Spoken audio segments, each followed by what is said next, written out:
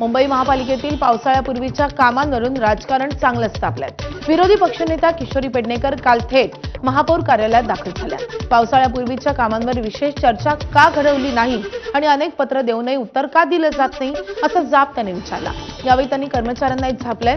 पत्रांची उत्तरं का देत नाहीत, एमएस नाही, ऑपरेटर जागेवर नाही, हे काय सुरू आहे असा संताप पेडणेकरांनी व्यक्त केलाय।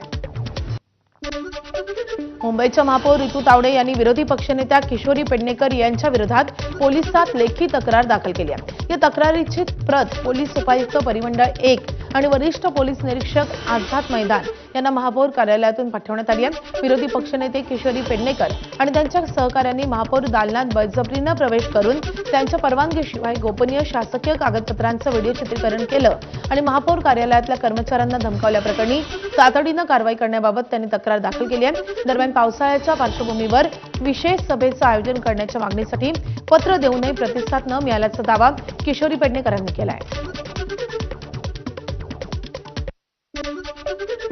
इथे बसली आहे ते बाहेरपर्यंत जो मेन माझा एंट्री आहे हे संपूर्ण महापौरांचंच दालन आहे। माझीच संपूर्ण एमएस डिपार्टमेंट हे महापौरांचे आहेत आणि हे माझ्या महत्त्वाच्या कागदपत्रांची पत्र त्या ठिकाणी तयार करण्याचं काम करतात। या ठिकाणी मुंबईकरांचे पण अतिशय महत्त्वाचे गोपनीय पत्र सुद्धा इथे येतात, त्याचे पण या ठिकाणी उत्तरं या माझ्या दालनामध्ये बाहेर तयार होत असतात। कॅमेरा ऑन करून ज्या पद्धतीने ट्रेस पासिंग करत होत्या, ज्या पद्धतीने माझ्या दालनाची रेखी करत होत्या, तो एक ऑफेन्स आहे आणि ते किशोरीताईंनी फार मोठी चूक ही आज मुंबई महानगरपालिकेच्या विरोधी पक्षनेत्याला न शोभणारी गोष्ट त्यांनी आज केली आहे, अतिशय चुकीच्या वागलेली आहे। पुण्यात गेले 2 दिवसांपासून जोरदार पाऊस कोसळतोय। जूनच्या